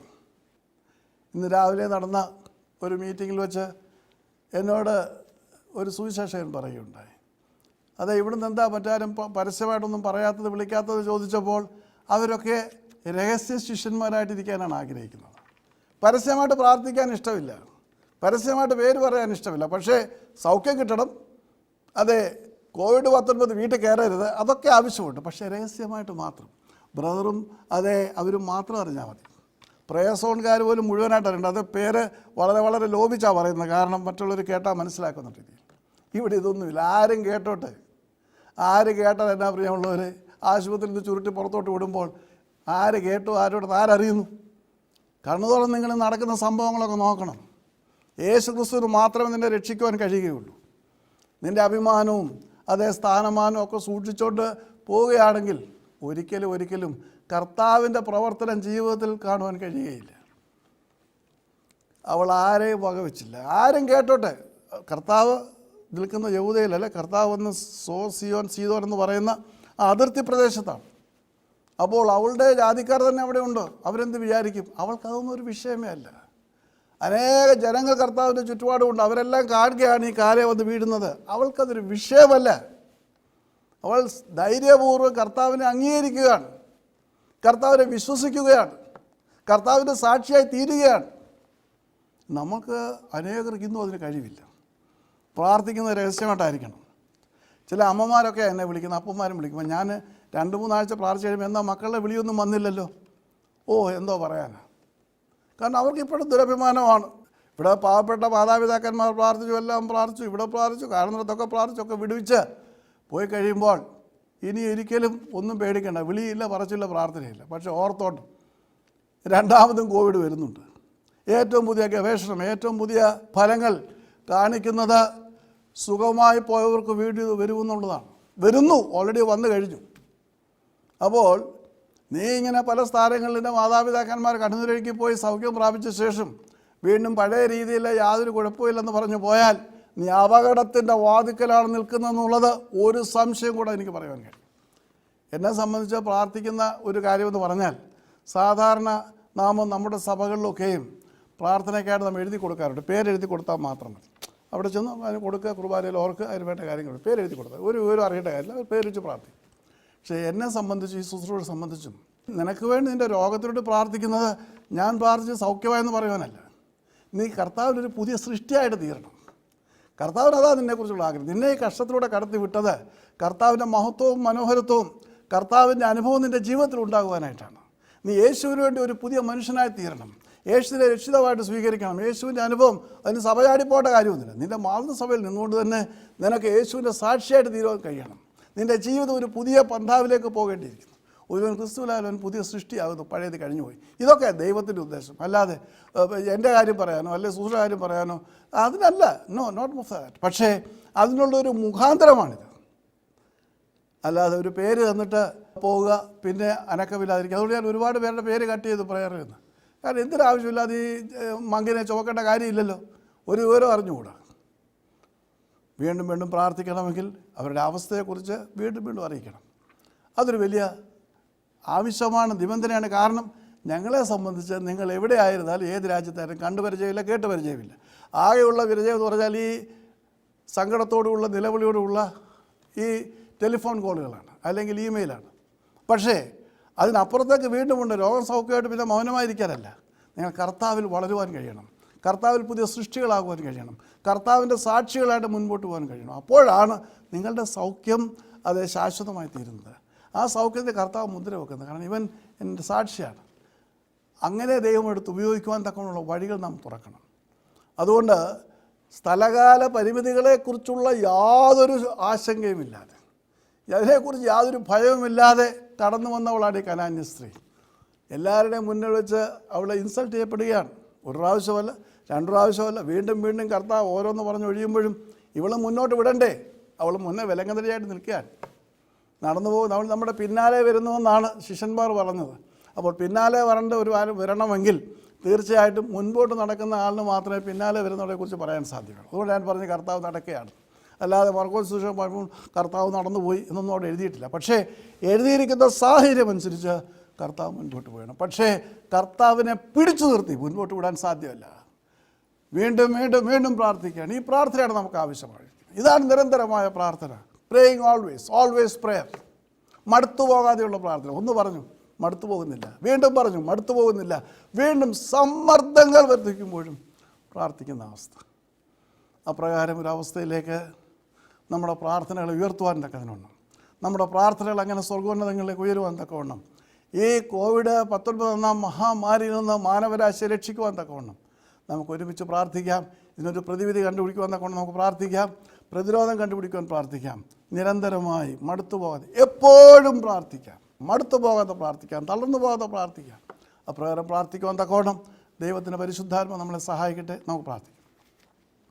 സ്നേഹിയായ ഞങ്ങളുടെ സ്വർഗ്ഗസ്ഥ പിതാവും ദൈവമേ, ബലാത്കാരികൾ സ്വർഗരാജ്യം പിടിച്ചടക്കുന്നു. ബലവാന്മാർ സ്വർഗരാജ്യം എങ്ങനെയാണ് പിടിച്ചടക്കുന്നതെന്ന് ഈ സമയം ചിന്തിക്കുവാൻ തക്കവണ്ണം ഞങ്ങൾക്ക് തന്ന എല്ലാ അവസരങ്ങൾക്കായിട്ടും അങ്ങ് സ്തുതിക്കുന്നു, സ്തോത്രം ചെയ്യുന്നു. നാമമാത്ര പ്രാർത്ഥനകളല്ല കർത്താവേ, പതിവ് പ്രാർത്ഥനകളല്ല, അതിലുപരിയായിട്ട് എപ്പോഴും പ്രാർത്ഥിക്കുവാൻ തക്കവണ്ണം, ഓരോ ശ്വാസത്തിനും ഞങ്ങളുടെ പ്രാർത്ഥനയുടേതായുള്ള ശബ്ദം മുഴങ്ങുവാൻ തക്കതിനുവണ്ണം, ഓരോ ഹൃദയ തുടിപ്പിലും ഞങ്ങളുടെ പ്രാർത്ഥനകൾ സ്വർഗോന്നതകളിലെത്തുവാൻ തക്കതിനുവണ്ണം പ്രാർത്ഥിക്കുവാൻ ഈ വചനം കേട്ട് ഓരോരുത്തരെയും അവിടെ നിന്ന് സഹായിക്കണമെന്ന് അങ്ങയുടെ സ്നേഹത്തോടെ ഞാൻ പ്രത്യേകമായിട്ട് പ്രാർത്ഥിക്കുന്നു. പ്രാർത്ഥനയിൽ ഒരു പുതിയ പാത വെട്ടിത്തുറക്കുവാൻ തക്കവണ്ണം ഇത് കേൾക്കുന്ന ഓരോരുത്തരെയും സഹായിക്കണമേ. ശങ്ക കൂടാതെ, മടി കൂടാതെ, ആര് കാണുന്നോ കേൾക്കുന്നോ എന്നുള്ള യാതൊരു ഭയവുമില്ലാതെ, ഭവിഷ്യത്തുകളെ വകവെക്കാതെ, സ്ഥലകാല പരിമിതികളെ പൊളിച്ചെഴുതിക്കൊണ്ട് നിൻ്റെ സന്നിധി നിലവിളിക്കുവാൻ, പ്രാർത്ഥിക്കുവാൻ, നിൻ്റെ സന്നിധിയിൽ സാക്ഷികളായിട്ട് എഴുന്നേൽക്കുവാൻ തക്കതിനുവേണം ഈ വചനം കേൾക്കുന്ന ഓരോരുത്തരെയും സഹായിക്കണമേ. അനേക ഭയപ്പാടുകൾ നിമിത്തം നിൻ്റെ വയലിലേക്ക് മുന്നോട്ടിറങ്ങുവാൻ കഴിയാതെ, മുൻപോട്ട് വെക്കാൻ തക്കവണ്ണം അവരുടെ കാലുകളെ ചലിപ്പിക്കുവാൻ കഴിയാതെ നിശ്ചലമായി നിൽക്കുന്ന ഒരു വലിയ കൂട്ടമുണ്ട്. നിൻ്റെ പരിശുദ്ധാത്മാവിനെ അനുഭവിച്ചറിഞ്ഞവരാണ്, നിൻ്റെ അത്ഭുതങ്ങൾ അനുഭവിച്ചറിഞ്ഞവരാണ്, നീ ആക്കി വച്ചിരിക്കുന്ന സ്ഥാനങ്ങളിൽ നിന്നും അനുഗ്രഹങ്ങൾ അനുഭവിക്കുന്നവരാണ്. എന്നാൽ ഭയമെന്ന തടങ്കൽപ്പാറ അവരെ തടസ്സപ്പെടുത്തുകയാണ്. മറ്റുള്ളവരെന്ത് കരുതുമെന്നാണ് അവരുടെ ചിന്ത. ഹല്ലേലൂയ കർത്താവേ, ഈ സൂറോഫോയിക്ക സ്ത്രീക്ക് അപ്രകാരമുള്ളൊരു ഭയമില്ലായിരുന്നല്ലോ. ആര് കണ്ടാലും കേട്ടാലും അവൾക്ക് ആവശ്യമായിരുന്നത് അവളുടെ കുഞ്ഞിൻ്റെ സൗഖ്യമാണ്. കർത്താവിൻ്റെ പാദപീഠത്തിൽ വീണുകൊണ്ട് പരസ്യമായി നിലവിളിക്കുന്ന, കർത്താവിനെ പരസ്യമായിട്ട് അംഗീകരിക്കുന്ന, കർത്താവിൻ്റെ ആ വലിയ വിശ്വാസത്തിലേക്ക് അനേകരെ ചിന്തിപ്പിക്കുവാൻ തക്കവണ്ണം അവളെ കർത്താവിനെ സമർപ്പിച്ച് പ്രാർത്ഥിച്ചത് ഞങ്ങൾക്ക് മാതൃകയായിരിക്കാൻ സഹായിക്കണമേ. അവൾക്ക് ലഭിച്ച വലിയ സൗഖ്യം ഞങ്ങൾക്ക് കർത്താവ് മാതൃകയായിരിക്കാൻ സഹായിക്കണമേ. ഈ വചനം കേട്ട ഓരോരുത്തരും അവരുടെ ശങ്കകളെ മാറ്റിവെച്ചിട്ട്, ഭയത്തെ മാറ്റിവെച്ചിട്ട്, മറ്റുള്ളവരുടേതായിട്ടുള്ള അപ്രീതികൾ മാറ്റിവെച്ചിട്ട്, ദുരഭിമാനങ്ങൾ മാറ്റിവെച്ചിട്ട് യേശുവിൻ്റെ സന്നിധിയിലേക്ക് വരുവാനും യേശു ഏൽപ്പിച്ച ദൗത്യങ്ങൾ മുൻപോട്ട് പോകുവാൻ തക്കവണ്ണം സഹായിക്കുകയും അനുഗ്രഹിക്കുകയും ചെയ്യണമെന്ന് യേശു മാത്രം അപേക്ഷിക്കുന്നു. കൃപയോടെ കേൾക്കുമാറാകണമേ. ആമേൻ. കർത്താവിൽ പ്രിയ സഹോദരങ്ങളെ, ഒരാഴ്ച മുൻപ് ദുബായിൽ നിന്നും അതീവ ഗുരുതരമായ അവസ്ഥയിൽ റേച്ചൽ എന്ന് പറയുന്ന ഒരു സഹോദരിയുടേതായിട്ടുള്ള മെസ്സേജ് ലഭിച്ചു. വാസ്തവത്തിൽ ആദ്യമായി വിളിച്ചു പറഞ്ഞത് റേച്ചലിനൊപ്പം ജോലി ചെയ്യുന്ന ഒരു സഹോദരിയാണ്. പിന്നീട് റേച്ചലിൻ്റെ തന്നെ ഇമെയിൽ വന്നു. ഓരോ ദിവസവും ആദ്യമേ 38 ദിവസമായിരുന്നു. 38 ദിവസമായിട്ടും കൊറോണ വൈറസ് പോസിറ്റീവാണെന്ന് പറഞ്ഞ് നമ്മളിവിടെ പ്രാർത്ഥിച്ചു. 4 ദിവസം കഴിഞ്ഞപ്പോൾ വീണ്ടും അടുത്ത മെസ്സേജ് വരുന്നു. ഇത് 42 ദിവസമായി ബ്രദറിനെ അറിയിച്ചു, പ്രാർത്ഥിച്ചു, പക്ഷേങ്കിൽ ഇപ്പോഴും പോസിറ്റീവാണ്. നാം കഴിഞ്ഞ ദിവസം വീണ്ടും പ്രാർത്ഥിച്ചു, വീണ്ടും മടുത്തു പോകാതെ വീണ്ടും പ്രാർത്ഥിച്ചു. ഇന്ന് പ്രൈസ് ദ ലോർഡ്, ദൈവത്തിൻ്റേതായിട്ടുള്ള വലിയ പ്രവർത്തനത്തിൻ്റെ സാക്ഷ്യം വന്നിട്ടുണ്ട്. ദുബായിൽ നിന്നും റേച്ചൽ എഴുതുന്നു, 42 ദിവസമായിട്ടും COVID-19 ടെസ്റ്റ് നെഗറ്റീവ് ആവാതെ വിഷമിക്കുകയായിരുന്നു. ബ്രദേഴ്സ് പ്രയർ സോണിൽ വിളിച്ചു പറഞ്ഞു, ഒരാഴ്ചയായി ബ്രദർ എനിക്ക് വേണ്ടി പ്രാർത്ഥിച്ചു. 2 ടെസ്റ്റ് നടത്തിയിരുന്നു, ഇപ്പോൾ 2ഉം നെഗറ്റീവായി. അതിനായി ദൈവത്തെ സ്തുതിക്കുന്നു. എനിക്ക് വേണ്ടി പ്രാർത്ഥിച്ച ഈ ശുശ്രൂഷയോട് പ്രത്യേകം നന്ദി പറയുന്നു. വളരെ വിരളമായിട്ട് മാത്രമേ എനിക്ക് ഇപ്രകാരമുള്ള കത്തുകൾ ലഭിക്കാറുള്ളൂ. വാസ്തവത്തിൽ ഇവിടെ തന്നെ ഇപ്രകാരം വിശദമായിട്ട് അത് അയക്കുന്നത് ആദ്യമായിട്ടാണ്. സൗഖ്യമായെന്നുള്ളത് സാധാരണ ഞാൻ അറിയുന്ന മറ്റുള്ളവരിൽ നിന്നാണ്. ആ സഹോദരിയുടെ സൗഖ്യം നിലനിൽക്കുവാൻ തക്കവണ്ണം നമുക്ക് പ്രത്യേകം പ്രാർത്ഥിക്കാൻ. വളരെ ഗുരുതരമായ അവസ്ഥയായിരുന്നു. എന്നാൽ അവിടെ നിന്ന് ദൈവം വിടുവിച്ചു. എന്നാൽ ഇനി ഇത് തിരിച്ചു വരാതിരിക്കുവാൻ തക്കം അവളെ മുദ്രയിടുവാനും യേശുവിനെ സാക്ഷിയായിട്ട് പ്രവർത്തിപ്പാനും കർത്താവ് സഹായിക്കുന്നതിനായിട്ട് നമ്മളെല്ലാവരും, നിങ്ങളെല്ലാവരും, എന്നെ കേട്ട എല്ലാവരും പ്രിയപ്പെട്ട റേച്ചലിന് വേണ്ടി പ്രാർത്ഥിച്ചിട്ട് പലരും എന്നോട് വിളിച്ചു ചോദിച്ചു റേച്ചലിൻ്റെ അവസ്ഥ എന്താണെന്ന്. കാരണം 42 ദിവസം പോസിറ്റീവായിരിക്കുന്ന ഒരു കേസാണ്. It's very very dangerous, in a very grievous stage. I know it because I am a medical person. ഈ മെഡിക്കൽ പേഴ്സൺ ആയിരിക്കുന്നതുകൊണ്ടും അതുമായിട്ട് ബന്ധമുള്ളതുകൊണ്ടും അതിൻ്റെ ഗൗരവം എനിക്കറിയാം. അപ്പോൾ പലരും ആ കാര്യത്തിൽ വിളിച്ചു ചോദിക്കുമ്പോൾ തന്നെ എനിക്കറിയാം നിങ്ങളും അതിനുവേണ്ടി മുട്ടിപ്പായിട്ട് പ്രാർത്ഥിച്ചിട്ടുണ്ട്. അപ്പോൾ ആ സഹോദരി യഥാസ്ഥാനപ്പെടുത്തുവാനും സൗഖ്യത്തോടെ മുന്നേറുവാൻ, എങ്ങനെ മുന്നേറണം? യേശുവിൻ്റെ സാക്ഷിയായിട്ട് മുന്നേറുവാൻ വലിയൊരു അത്ഭുതമാണ് നടന്നത്. നമുക്ക് പ്രാർത്ഥിക്കാം. സ്നേഹിതയായ ഞങ്ങളുടെ സ്വർഗ്ഗസ്പിതാവേ, പ്രിയപ്പെട്ട റേച്ചലിനൊത്ത് പ്രാർത്ഥിക്കുന്നു. അവിടുന്ന് ഇവിടുത്തെ സൗഖ്യത്തിനായിട്ട് സ്തോത്രം. അവിടുത്തെ സൗഖ്യത്തിൻ്റെ സാക്ഷിയായി നിലനിൽക്കുവാൻ, അനേകർക്ക് അങ്ങയുടെ വെളിച്ചം പകരുവാൻ, അനേകരെ അങ്ങയുടെ സ്നേഹത്തിലേക്ക് നയിക്കുവാൻ, അനേകരെ അങ്ങയുടെ സൗഖ്യത്തിലേക്ക് നയിക്കുവാൻ ആ പാപ്പുകളെ സഹായിക്കണമെന്ന് യേശു അതിൽ അപേക്ഷിക്കുന്നു. കൃപയോടെ കേൾക്കുമാറാകണമേ. ആണ്. അതോടൊപ്പം ഗുരുതരമായ അവസ്ഥയിലായിരിക്കുന്ന ചില സഹോദരങ്ങളുണ്ട്. അവർക്ക് വേണ്ടി നമുക്ക് പ്രത്യേകം പ്രാർത്ഥിക്കാം. ദുബായിൽ നിന്ന് മാർട്ടിൻ ഒരു തീപ്പൊള്ളലേറ്റ് ആശുപത്രിയിലായിരിക്കുകയാണ്. പക്ഷേ അവിടെ വെച്ച് കോവിഡിൻ്റേതായിട്ടുള്ള അസ്വസ്ഥയും ബാധിച്ചു. മാതാവ് എന്നെ വീണ്ടും വിളിച്ചു. അല്പ വ്യത്യാസമുണ്ട്, പക്ഷേങ്കിൽ ഇപ്പോഴും ആ അപകടനില തരണം ചെയ്തിട്ടില്ല. നമുക്ക് ആ മാർട്ടിനെ ഓർത്ത് പ്രത്യേകമായിട്ട് പ്രാർത്ഥിക്കാം. ലില്ലിക്കുട്ടി ജോർജ് ന്യൂജേഴ്സിയിൽ ആ സഹോദരിയുടെ സൗഖ്യത്തിന് വേണ്ടി പ്രാർത്ഥിക്കാം. പോൾസൺ അബുദാബിയിൽ രോഗിയായിരിക്കുന്നു, അദ്ദേഹത്തിന് വേണ്ടി പ്രാർത്ഥിക്കാം. ജിത അബുദാബിയിലിരിക്കുന്നു, പ്രത്യേകം പ്രാർത്ഥിക്കാം. ജയരാജ് അബുദാബിയിൽ നിന്നുണ്ട്, പ്രത്യേകം പ്രാർത്ഥിക്കാം. ജൂബി വർഗീസിനെ ഓർത്ത് പ്രത്യേകമായിട്ട് പ്രാർത്ഥിക്കാം. ഇത് കോവിഡ് പ്രാർത്ഥനയാണെങ്കിൽ പോലും അനേകർ പല ആവശ്യങ്ങളുമായിട്ട് അപേക്ഷിച്ചിരിക്കും. അപ്പോൾ എനിക്ക് അവർക്ക് വേണ്ടി പ്രാർത്ഥിക്കാതിരിക്കാൻ കഴിയുകയില്ല. അതുകൊണ്ട് നമുക്ക് ഈ കോവിഡിൽ തന്നെ പലവിധ കെടുതികൾ അനുഭവിക്കുന്നവരുണ്ട്. അതിൽ പ്രവർത്തിക്കുന്ന ശുശ്രൂഷിക്കുന്ന കോവിഡ് രോഗികളെ ശുശ്രൂഷിക്കുന്ന നേഴ്സിംഗ് സ്റ്റാഫുണ്ട്, അവരെ ഓർത്ത് പ്രാർത്ഥിക്കാം. അവരെ ശുശ്രൂഷിക്കുന്ന ഡോക്ടേഴ്സുണ്ട്, അവരെ ഓർത്ത് പ്രാർത്ഥിക്കാം. ലബോറട്ടറി സ്റ്റാഫുണ്ട്, അവരെ ഓർത്ത് പ്രാർത്ഥിക്കാം. അതുപോലെ പാരാമെഡിക്കൽ ലൈനിലുള്ള ഒരുപാട് പേര് ഇതിനകത്തിൽ ഇൻവോൾവ് ആയിട്ടുണ്ട്. അവിടുത്തെ ക്ലീനേഴ്സ്, മറ്റ് വാർഡ് ബോയ്സ് എന്ന് വേണ്ട ഒരുപാട് പേര്, നേഴ്സസ് മാത്രമല്ല, ഡോക്ടേഴ്സ് മാത്രമല്ല, ഒരു ഹോസ്പിറ്റലിൽ ചെന്നാൽ ഒരു വലിയ സംവിധാനം തന്നെ അതിൻ്റെ പിന്നിലുണ്ട്. അവരെയൊക്കെ ഈ വലിയ പേമാരിൽ നിന്ന് രക്ഷിക്കുവാൻ തക്കോണം, മഹാകടി രക്ഷിക്കുവാൻ തക്കോണം നമുക്ക് പ്രത്യേകമായിട്ട് പ്രാർത്ഥിക്കാം. എപ്പോഴും രോഗികളെ തന്നെ ശുശ്രൂഷിക്കുന്ന, കഴിഞ്ഞ ദിവസം ഒരു സഹോദരിയുടെ കത്ത് വന്നു. കഴിഞ്ഞ 23 ദിവസമായിട്ട് ഞാൻ ഈ രോഗികളുടെ കൂടെ തന്നെയാണ്. 23 രോഗികളുള്ള ഒരു വാർഡിലാണ്. ദൈവം ഇതുവരെ എന്നെ സൂക്ഷിച്ച് ബ്രദർ പ്രത്യേകം പ്രാർത്ഥിക്കണം എനിക്കിത് വരാതിരിക്കണം, കാരണം പിഞ്ചു കുഞ്ഞുങ്ങളുള്ള ഒരു ഭവനമുണ്ട്. അപ്പോൾ അങ്ങനെയുള്ളവരെയൊക്കെ ഓർത്ത് നമുക്കിപ്പോൾ ഒരു നിമിഷം പ്രാർത്ഥിക്കാം. സ്നേഹിയായ കർത്താവേ, ഞങ്ങളുടെ കോവിഡ് രോഗികളെ അവിടുത്തെ കരങ്ങൾ സമർപ്പിക്കുകയാണ്. അവരെ ശുശ്രൂഷിക്കുന്ന മക്കളെ ഓർത്ത് പ്രാർത്ഥിക്കുന്നു. കർത്താവ് ഡോക്ടേഴ്സിനെയും നേഴ്സിംഗ് സ്റ്റാഫിനെയും ഒക്കെ അവിടുത്തെ കരങ്ങൾ സമർപ്പിക്കുന്നു. നാനാ തലങ്ങളിൽ കർത്താവ് ഈ കോവിഡ് രോഗികളുടേതായിട്ടുള്ള സൗഖ്യത്തിനു വേണ്ടി പ്രാർത്ഥിക്കുന്ന എല്ലാവരെയും അവിടുത്തെ കരങ്ങൾ സമർപ്പിക്കുകയാണ്. സാമൂഹിക പ്രവർത്തകരുണ്ട് കർത്താവെ, നീ അവരെ ഓർക്കണമെന്ന് പ്രാർത്ഥിക്കുന്നു. നിയമപാലകന്മാരുണ്ട്, അവരെ രക്ഷിക്കണമെന്ന് പ്രാർത്ഥിക്കുന്നു. നേതാക്കന്മാരുണ്ട്, അവരെ രക്ഷിക്കണമെന്ന് പ്രാർത്ഥിക്കുന്നു. ഈ മഹാകെടുതി മൂലം ലോകത്തിൻ്റെ നാനാ രാജ്യങ്ങളിൽ കഷ്ടം അനുഭവിക്കുന്ന ഓരോരുത്തരെയും നീ ഓർക്കണമെന്ന് പ്രാർത്ഥിക്കുന്നു. പ്രത്യേകിച്ച് കർത്താവെ, ഇവിടെ പ്രെയർ സോണിലേക്ക് പ്രാർത്ഥന അപേക്ഷിച്ചുകൊണ്ട് കത്തുകൾ അയച്ചിരിക്കുന്ന, ടെലിഫോൺ ചെയ്തിരിക്കുന്ന പ്രിയപ്പെട്ട സഹോദരി സഹോദരന്മാരെ ഓർത്ത് പ്രാർത്ഥിക്കുന്നു. അവരെയും നിൻ്റെ രക്ഷാവലം നീ സൂക്ഷിച്ച് അവിടുത്തെ സാക്ഷികളായിട്ട് അവർ ശുശ്രൂഷിക്കുന്ന രോഗികളോട് പ്രവർത്തിപ്പാൻ തക്കവണ്ണം, അവിടുത്തെ സ്നേഹം പകർന്നു കൊടുക്കാൻ തക്കവണ്ണം സഹായിക്കണമേ. അവരെ അങ്ങയുടെ രക്തവളപ്പിൽ സൂക്ഷിച്ച് ഒരു ബാധകളും അവരുടെ കൂടാരങ്ങളിൽ വരുവാനിടയാതെ, ഒരു ബാധയും എടുക്കുവാനിടയാതെ അവരെ ഉള്ളങ്കയിൽ സൂക്ഷിക്കുകയും പരിപാലിക്കുകയും ചെയ്യണമെന്ന് യേശുവിൽ അപേക്ഷിക്കുന്ന കൃപയോടെ കേൾക്കുമാറാകണമേ. ആമേൻ. സൗഖ്യത്തിന് വേണ്ടിയിട്ട് നമ്മോട് അപേക്ഷിച്ചുകൊണ്ടിരിക്കുന്ന ഈ സഹോദരങ്ങളെ നമുക്ക് പ്രത്യേകം ഓർത്ത് പ്രാർത്ഥിക്കാം. പ്രിയപ്പെട്ട മോഹനെ ഓർത്ത് പ്രാർത്ഥിക്കാം. അവൻ പൂർണ്ണ സൗഖ്യമുള്ളവനായിട്ട് എഴുന്നേൽക്കുവാൻ തക്കവണ്ണം കർത്താവിൻ്റെ മേൽ കരുണ ചെയ്യുന്നതിനായിട്ട് നമുക്ക് പ്രത്യേകമായിട്ട് പ്രാർത്ഥിക്കാം. വൈദ്യന്മാരുടെ കഴിവിലല്ല, കർത്താവിൻ്റെ കരുണയിൽ അവൻ എഴുന്നേൽക്കണം. കർത്താവിൻ്റെ ശക്തി, കർത്താവിൻ്റെ കരം അവൻ്റെ മേൽ വെച്ച് അവനെ എഴുന്നേൽപ്പിക്കുവാൻ തക്കവണ്ണം നമുക്ക് പ്രത്യേകമായിട്ട് പ്രാർത്ഥിക്കാം. പിന്നെ കാൽഗറിയിൽ നിന്ന് ഓപ്പറേഷനെ തുടർന്ന് സൗഖ്യം പ്രാപിച്ചുകൊണ്ടിരിക്കുന്നു. അവന് പൂർണ്ണ സൗഖ്യം ലഭിക്കുന്നതിനായിട്ട് നമുക്ക് പ്രാർത്ഥിക്കാം. കുഞ്ഞുമോൾ മാവലിക്കരെ ഓർത്ത് പ്രാർത്ഥിക്കാം. അതോടൊപ്പം സ്നേഹമായി ഓർത്ത് നമുക്ക് പ്രത്യേകം പ്രാർത്ഥിക്കാം. സമ്പൂർണ്ണമായ സൗഖ്യം ക്യാൻസറിൽ നിന്ന് ലഭിക്കാൻ തക്കൊണ്ട് സഹായിക്കുന്നതിനായിട്ട് പ്രാർത്ഥിക്കാം. റെജി ഈപ്പനെ ഓർത്ത് പ്രാർത്ഥിക്കാം. ഐറീൻ എലിസബത്തിനെ ഓർത്ത് നമുക്ക് പ്രത്യേകമായിട്ട് പ്രാർത്ഥിക്കാം. അവളുടേതായിട്ടുള്ള ജോസിനുള്ള പ്രോബ്ലം സൗഖ്യമാകുവാൻ കർത്താവ് സഹായിക്കുന്നതിനായിട്ട് പ്രാർത്ഥിക്കാം. വിൽസൺ പുനലൂരിൻ്റെ ട്യൂമറിന് സൗഖ്യം കേൾക്കുന്നതിനായിട്ട് പ്രാർത്ഥിക്കാം. അച്ചാമ്മ ജോർജ് അങ്കമാലി ഓർത്ത് പ്രാർത്ഥിക്കാം. കിഡ്നിയുടേതായിട്ടുള്ള പ്രവർത്തനം ദൈവം സൗഖ്യമാക്കുന്നതിനായിട്ട് പ്രാർത്ഥിക്കാം. അതെ, സുജാത തൃശ്ശൂരിൽ നിന്നുള്ള അതിവേദനയാൽ അവൾ പിടയുന്നു, അവളെ ദൈവം സൗഖ്യമാക്കുന്നതിനായിട്ട് പ്രാർത്ഥിക്കാം. അതോടൊപ്പം വിറയൽ രോഗം ബാധിക്കുന്ന സഹോദരി ഓർത്ത് പ്രത്യേകമായിട്ട് പ്രാർത്ഥിക്കാം. PJ വർഗീസ് കാലിൻ്റെ കൈയുടെ അതിവേദനയിൽ സൗഖ്യം പ്രാപിക്കുവാൻ തക്കവണ്ണം പ്രാർത്ഥിക്കണമെന്ന് അപേക്ഷിച്ചിരിക്കുന്നു. അദ്ദേഹത്തെ ഓർത്ത് നമുക്ക് പ്രാർത്ഥിക്കാം. അത് ലിജിൻ കാഞ്ഞിരപ്പള്ളി 12 വയസ്സുള്ള അപസ്മാര രോഗിയായ ഒരു ബാലനാണ്. സൗഖ്യം നൽകുന്നതിനായിട്ട് നമുക്ക് പ്രത്യേകമായിട്ട് പ്രാർത്ഥിക്കാം. അതോടൊപ്പം പൊന്നു ഓച്ചറ ബോഡി പെയിന്, ഉറക്കമില്ലായ്മയിൽ നിന്നൊക്കെ രക്ഷിക്കുന്നതിനായിട്ട് പ്രത്യേകം പ്രാർത്ഥിക്കാം.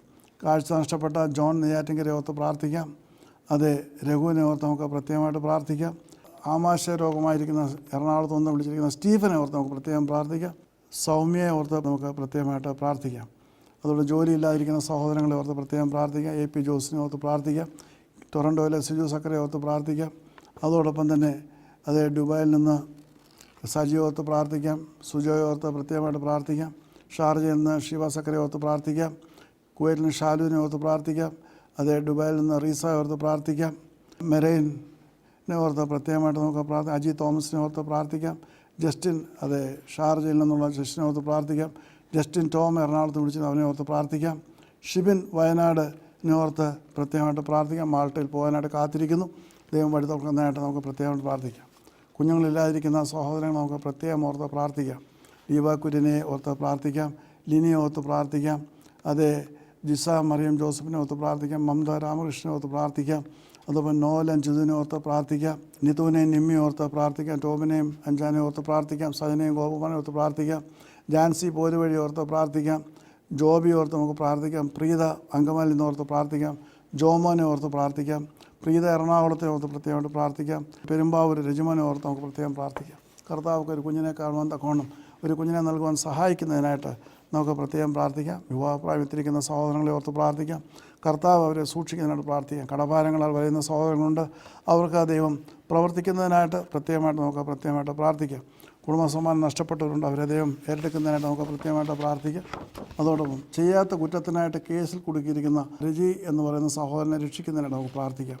ദൈവം നീതിന്യായാധിപതിയാണ്, അതുകൊണ്ട് പേര് പറഞ്ഞ് പ്രത്യേകം പ്രാർത്ഥിക്കുന്ന അന്യായത്തിൽ നിന്ന് അദ്ദേഹത്തെ രക്ഷിക്കുന്നതിനായിട്ട് നമുക്ക് പ്രത്യേകം പ്രാർത്ഥിക്കാം. അതോടൊപ്പം ക്രൈസ്തവ വിശ്വാസത്തിലേക്ക് കടന്നു വന്ന ഇമ്മാനുവൽ എന്ന സഹോദരൻ കോട്ടയത്ത് നിന്ന് വൈക്കത്ത് വന്ന് താമസമാക്കിയിരുന്നു. എന്നാൽ ഇപ്പോൾ അയൽക്കാർ അദ്ദേഹത്തെ ഉപദ്രവിക്കുന്ന ഒരു അവസ്ഥയിലാണ്, മുൻപോട്ട് പോകാൻ കഴിയാത്ത അവസ്ഥയിലാണ്. കർത്താവ് അദ്ദേഹത്തിന് കാവൽക്കാരെന്ന താൻ വിശ്വസിച്ചിറങ്ങിയ കർത്താവ് അദ്ദേഹത്തെ രക്ഷിക്കുന്ന ബോധ്യമാവാൻ തക്കോണം പ്രവർത്തിക്കുന്നതിനായിട്ട് നമുക്ക് പ്രത്യേകമായിട്ട് പ്രാർത്ഥിക്കാം. അതെ, ത്രേസ്യാമ്മ എന്ന വിധവയെ ഓർത്ത് പ്രാർത്ഥിക്കാം. അവർ വീട് വിറ്റ് ഒരു പുതിയ വീട് നൽകുവാൻ തക്കോണം സഹായിക്കുന്നതിനായിട്ട് വഴി തുറക്കുന്നതിനായിട്ട് പ്രാർത്ഥിക്കാം. ഇറ്റലിയിൽ ജോലി ചെയ്യുന്ന നിസ്യോർത്ത് നമുക്ക് പ്രത്യേകമായിട്ട് കോവിഡിൻ്റേതായിട്ടുള്ള രോഗം ബാധിച്ചിരിക്കുന്നു, അവൾക്ക് വിടുതൽ ലഭിക്കാൻ തക്കൊണ്ട് പിതാവ് അറിയിച്ചിരിക്കുന്നു. അതോടൊപ്പം കുവൈറ്റിലെ സൗമ്യ സിജു, മസ്കറ്റിൽ നിന്ന് സിജു തുടങ്ങിയവരെ ഈ കോവിഡിൻ്റെ മഹാകെടുതിയിൽ നിന്ന് രക്ഷിക്കുവാൻ തക്കോണം ദൈവം സഹായിക്കുന്നതിനായിട്ട് നമുക്ക് പ്രത്യേകമായിട്ട് പ്രാർത്ഥിക്കാം. നമ്മുടെ തലകളാണ് സ്നേഹിയായ ഞങ്ങളുടെ സ്വർഗ്ഗസ്ഥ പിതാവും ദൈവമേ, ഞങ്ങൾ അവിടുത്തെ സന്നിധി സമർപ്പിച്ചിരിക്കുന്ന ഈ വിഷയങ്ങളെ ഓർക്കണമെന്ന് പ്രാർത്ഥിക്കുന്നു. ഈ സഹോദരങ്ങളെ അവിടുത്തെ കരങ്ങൾ സമർപ്പിക്കുകയാണ്. അങ്ങനെ അവർക്ക് വേണ്ടി പ്രവർത്തിക്കുകയും അവിടുത്തെ നാമം മഹത്വപ്പെടുവാൻ തക്കോണം കൂടുതലായി ഈ കർത്താവെ ശുശ്രൂഷ സഹായിക്കണമെന്ന് അവിടുത്തെ സ്നേഹത്തോട് പ്രാർത്ഥിക്കുന്നു. അവർ തന്നെ കർത്താവിൻ്റെ സമയം പുതിയ തീരുമാനമെടുത്തുകൊണ്ട് അങ്ങോട്ട് നിലവിളിക്കുമ്പോൾ അങ്ങ് അവർക്ക് വേണ്ടി പ്രവർത്തിച്ച് അവിടുത്തെ നാമം മഹത്വപ്പെടുവാൻ സഹായിക്കണമെന്ന് പ്രാർത്ഥിക്കുന്നു. ശുശ്രൂഷയിൽ നിന്ന് പങ്കെടുത്ത എല്ലാ മക്കളെയും അവിടുത്തെ കരങ്ങൾ സമർപ്പിക്കുന്നു. അവിടെ കൂടാരങ്ങൾക്ക് നീ കാവൽക്കാരനായിരിക്കണമേ. അതേ കർത്താവ് ഒരു ബാധയും നിൻ്റെ കൂടാരത്തിൽ അടുക്കുക എന്നുള്ള വാഗ്ദത്തം ഈ ശുശ്രൂഷയിൽ പങ്കെടുത്ത ഓരോരുത്തർക്കും നൽകി അവരെ ബലപ്പെടുത്തുകയും ശക്തീകരിക്കുകയും സഹായിക്കുകയും ചെയ്യണമെന്ന് പ്രാർത്ഥിക്കുന്നു.